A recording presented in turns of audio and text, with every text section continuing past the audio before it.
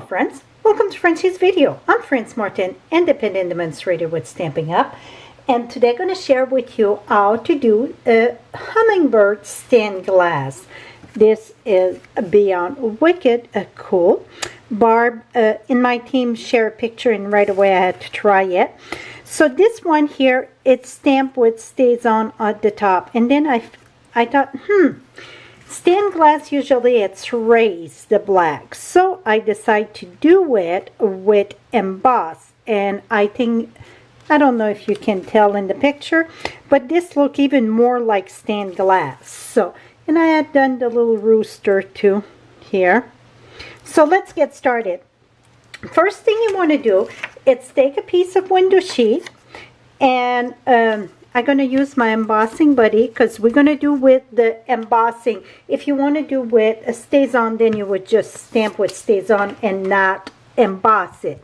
I will stamp with Versamark because we will emboss it with black powder.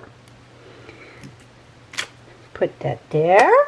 Now let me bring my powder.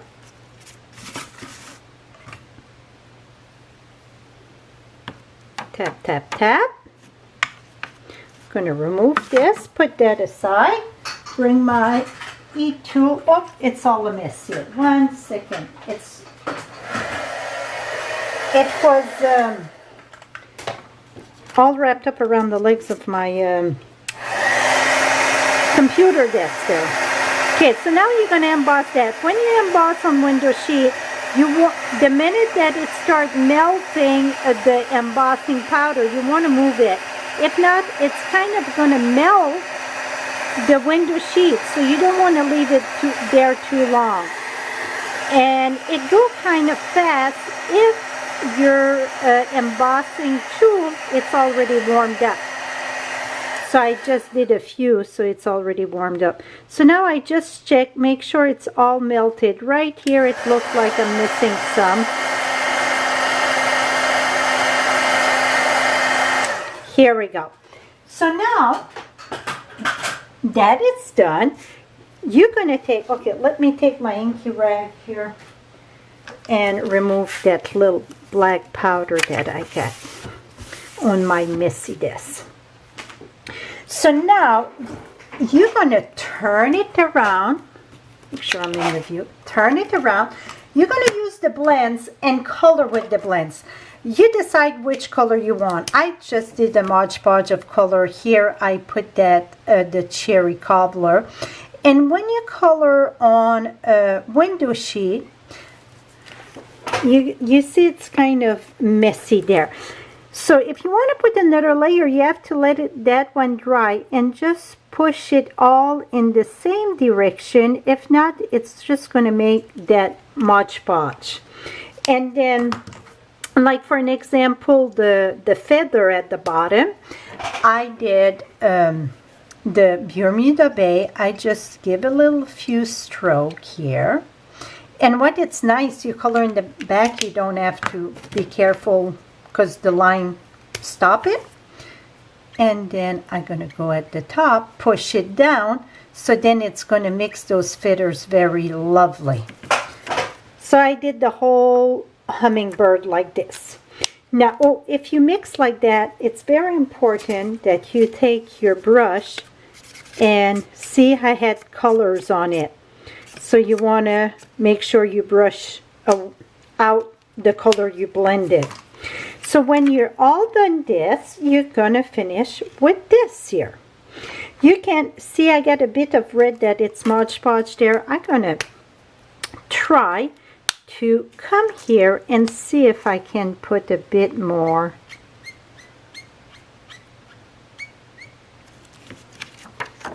And you can always go at the top if you want it darker. And really, it won't show. That, you know what? That add quite a bit. I didn't try that till now. So you can always come at the top and add more color. And that really amplify the color. That would be the correct word. Especially the light color. This really make quite a difference. So here is my hummingbird. Don't look like much yet. Now you're going to take foil. What I mean by foil is just the kitchen foil paper. I mean the foil that you get in the kitchen to cook. This one is the heavy. You get the regular one, but it say on it heavy, and I thought, oh, that's going to be way too thick. I'm going to have to wait to try this technique. Well, I couldn't wait to try it, and to be honest, I think the heavy is going to be even better because it rip easy. You're going to see in a minute. Now you're going to take this, crunch it, and then open it up. And then when you open it up, you want to be careful. Now I don't know where so you don't rip it. It's going to happen at some place. It's going to be ripped, but you're still going to use the rip part. And you're going to say, well, why do you have to crumble it? That's what makes the look of the stained glass. So now I've been very lucky I didn't rip at all. Okay, so it's very raised up. So we have to push it down and just press it lovely down. Okay, that's too big. So I'm just gonna want to make sure I get enough to. Okay, that's plenty big.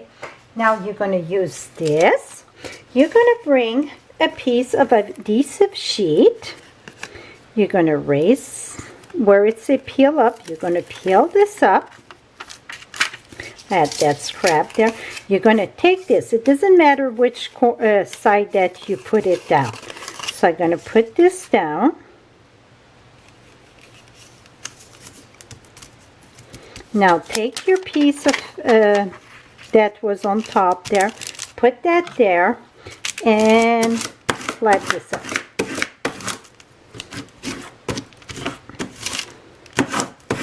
Okay, now let's take this. Now what we're going to do is peel our, and I got my silicone mat and I put that over here so then I can, if you put your finger, the sticky going to stay on your finger. You don't want that. So the silicone mat come in very handy. And you see, I take my piece, my backing, and I push it down and peel away from it. So you want the sticky to stay on your, oh, see, I should add my thing there. That's okay. We're going to remove that and switch the backing here. I'm going to make sure I'm not putting nothing there. Take this, because you want to keep that there. I'm going to take this and put that right there so I won't have a mess.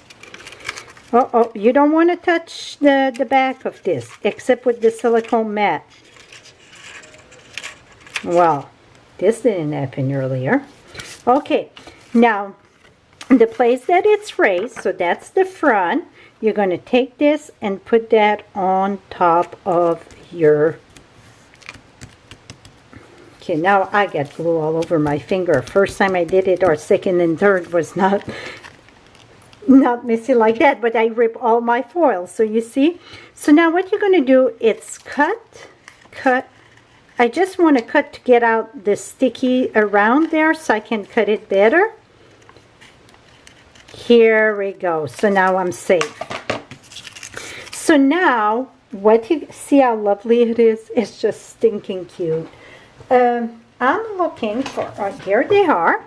So you're going to take, you can take the framelits also and cut it out. It's just the framelit's going to leave a little gap on the side because it gets a little border. So personally, I love fussy cutting. So I just cut it with my scissors, but you can always, absolutely cut it with your framelit. Another thing I want to share, I want to make sure this year that I saw someplace that it feel like it wanted to lift. You want to make sure it's pressed all the way. And see all the crinkle in there? That's what make it look so, I mean, really, it looked just like a stained glass. And then I'm going to cut it all around and then do a card. That is it on how to make a stained glass. See? So these two are embossed. And this one is just what stays on, I think. Yep. So this is it, my friend, for today. I hope you enjoyed this. And Barb, thanks for sharing a picture of your card. And I will have another video on how to do a background. And this here, I didn't use the sheet first. I was using fast fuse and do a lot of strip. Well, if you look at this one, I see a line here, a line there. So I'm going to share with you how to do the background as a scenery. And this time we're going to color on the foil. So stay tuned. It's going to be shortly in a week or two, maybe next week. I will have that video also. Thank you for watching, and all for your supplies to make this card. Just visit Just visit my blog at FrenchieStamps.com. Direct link below or above in the eye.